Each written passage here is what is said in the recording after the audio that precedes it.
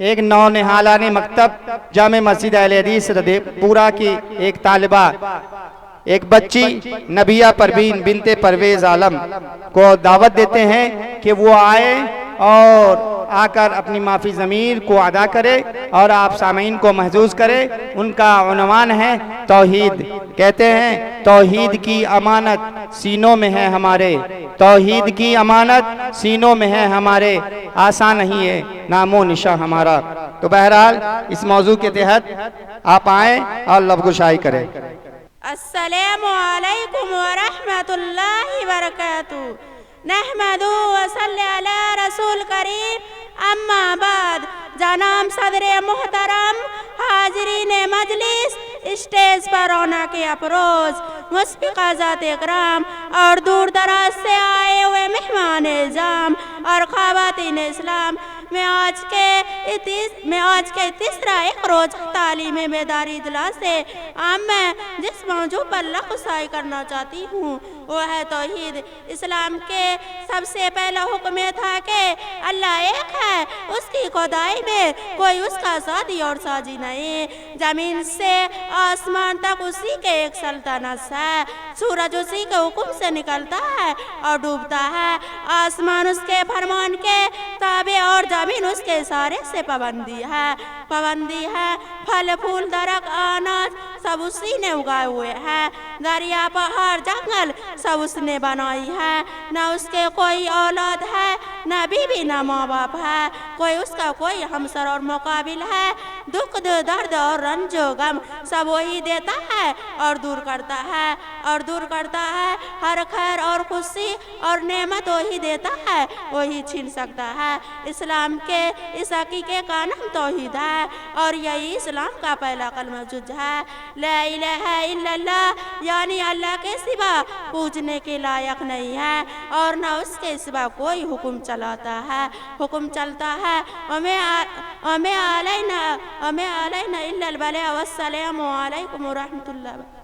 अब इनके बाद अजीज़ा रफ़िया परवीन बिनते आलम को दावत देते हैं कि वो आए और अपनी माफ़ी ज़मीर को हम सामाईन के सामने में अदा करें। उनका मौजू है हब्स की हिजरत।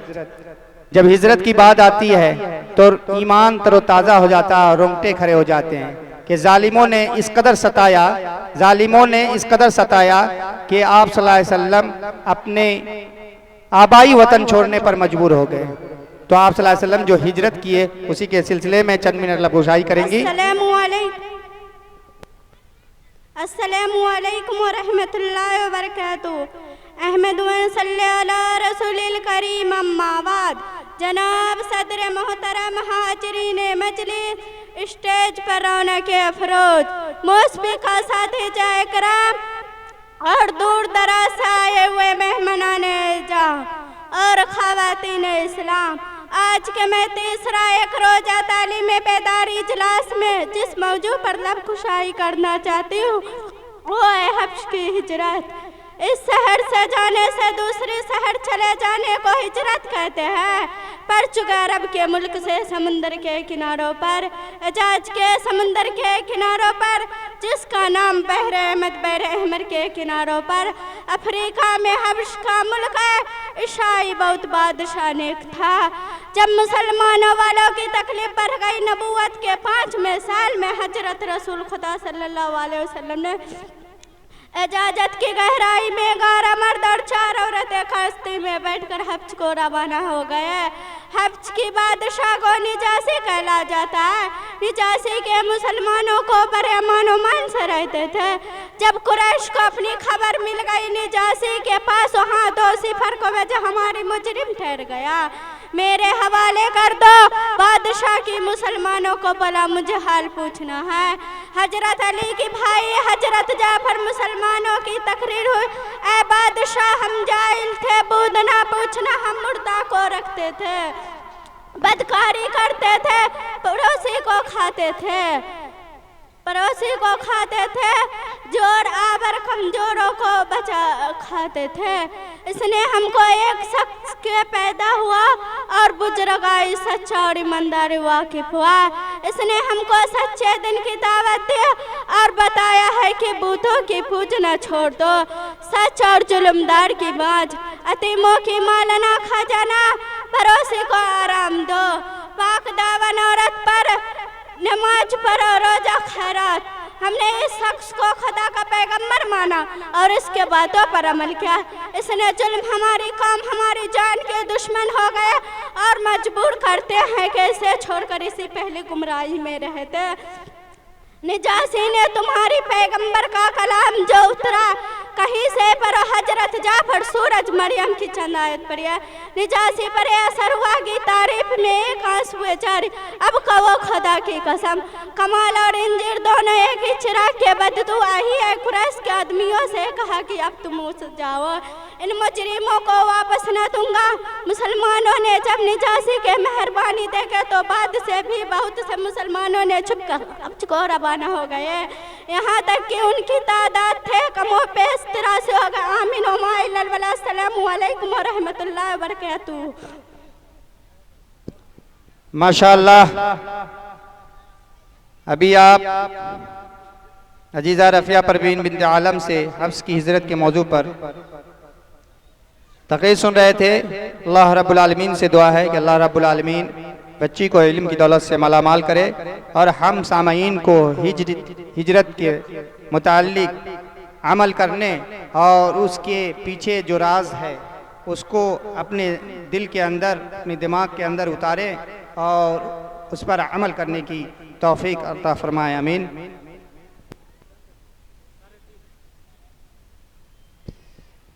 साथ ही मैं आपको ये बताता चलूं कि इंशाअल्लाह असर की अजान 3:30 में है और जितने भी मुसलियान मस्जिद अहले हदीस रगेपुरा हैं, आपसे आदबन गुजारिश है कि आज अजान के बाद 5 मिनट के वक्फे के बाद आप जमात अदा करें।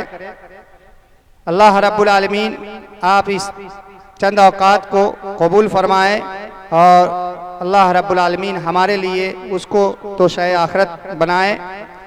अब इस बच्ची के बाद मैं दावत देता हूँ गुलफशा परवीन बिनते मोहम्मद कमरे आलम दर्जी को कि वो आए और अल्लाह पर भरोसा के उन्वान के तहत अपनी माफ़ी ज़मीर को हम सामईन के सामने में रखे। गुलफशा परवीन बिन्त मोहम्मद कमरे आलम दर्जी। अस्सलामु अलैकुम रहमतुल्लाहि व बरकातुहू। नहमदुहु व नुसल्ली अला रसूलिहिल करीम, अम्मा बाद। जनाब सदर मोहतरम, हाज़रीन मजलिस, स्टेज पर रौनक अफरोज मुशफ़िक़ सातिज़ा इकराम और दूर दराज से आए हुए मेहमानान इज़ाम और ख़वातीन इस्लाम, मैं आज की इस तीसरा एक रोज़ा तालीमी बेदारी इजलास आम में जिस मौजू पर लब कुशाई कहना चाहती हूँ वो है अल्लाह पर भरोसा। कुरान शरीफ में लिखा है कि जो शख्स अल्लाह ताला भरोसा करे तो अल्लाह ताला उसकी मदद के लिए काफ़ी है।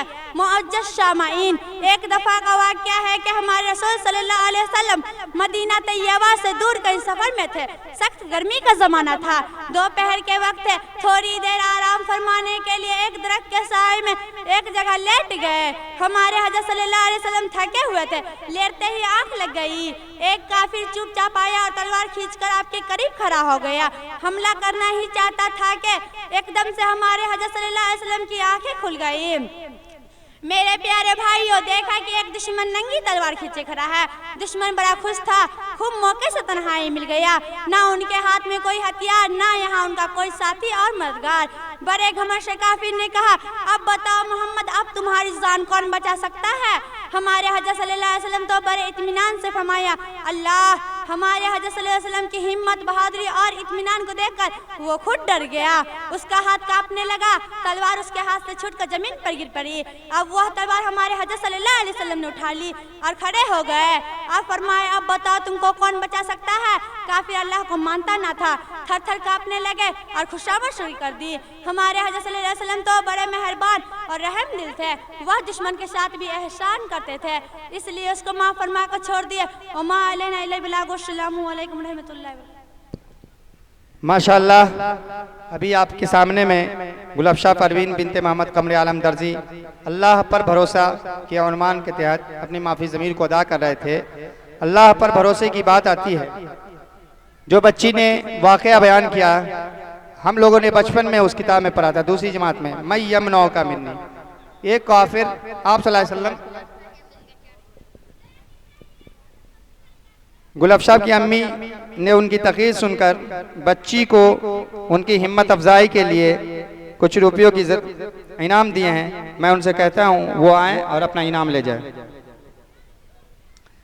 तो उस किताब अल-क़िराअतुर राशिदा के अंदर में इसी उन्वान के तहत अरबी में एक चैप्टर था, मैं यमनौ का मिन्नी, यानी मुझको तुमसे कौन बचाएगा। आप सल्लल्लाहु अलैहि वसल्लम के सामने में काफिर नंगी तलवार लेकर खड़े हैं और कह रहे थे कि आप सल्लल्लाहु अलैहि वसल्लम के सामने में नंगी तलवार लेकर के काफिर कह रहा आप सल्लल्लाहु अलैहि वसल्लम को, मैं यमनौ का मिन्नी, तुमको मुझसे कौन बचाएगा। आप सल्लल्लाहु अलैहि वसल्लम दिल जमाई के साथ, यकीन और इत्मीनान के साथ सिर्फ जवाब देते हैं अल्लाह। लफ्ज़ अल्लाह कहना था कि वो सामने वाला थरथराने लगता है। आज हम भी अपना अमल वैसा करें कि जब भी मुसीबत का वक्त आए, जब भी वैसी आफतें आए, तो हमें भरोसा हो तो सिर्फ अल्लाह पर, यानी अल्लाह ही कारसाज है, अल्लाह ही तमाम चीज़ों का निगहबान है और तमाम चीज़ की सल्तनत सिर्फ और सिर्फ उसी के हाथ में है। तो भरोसा हो तो सिर्फ अल्लाह पर, ना कि किसी वली, पीर, बुजुर्ग या पैसा वाला, MLA, MP, minister, CM, PM के ऊपर।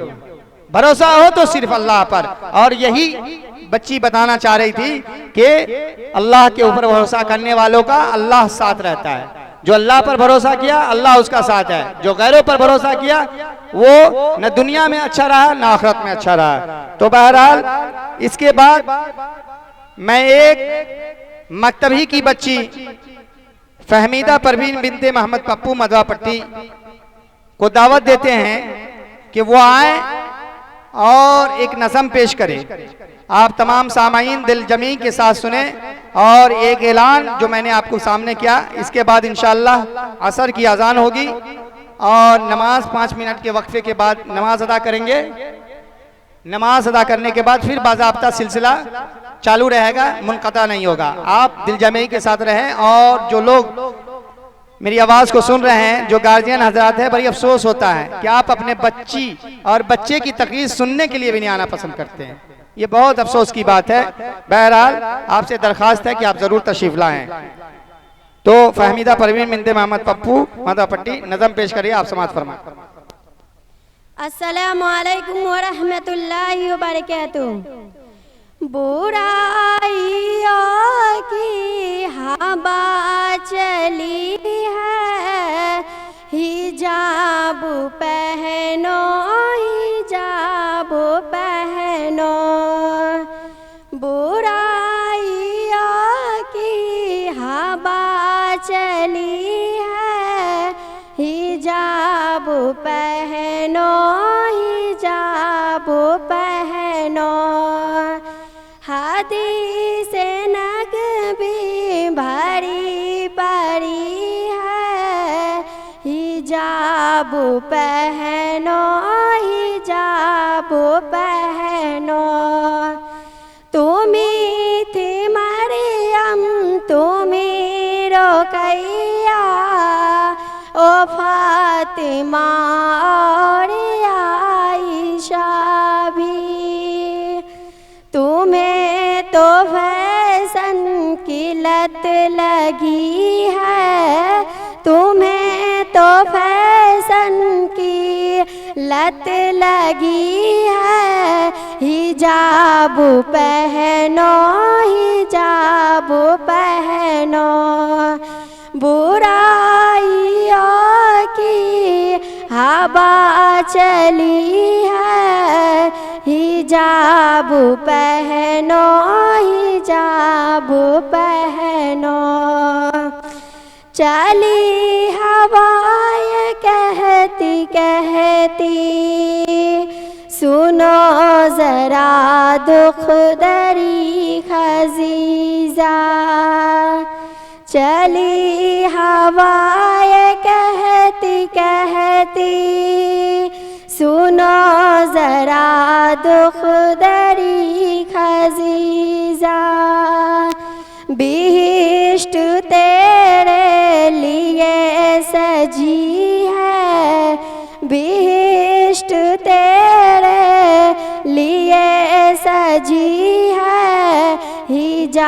पहनो, हिजाब पहनो।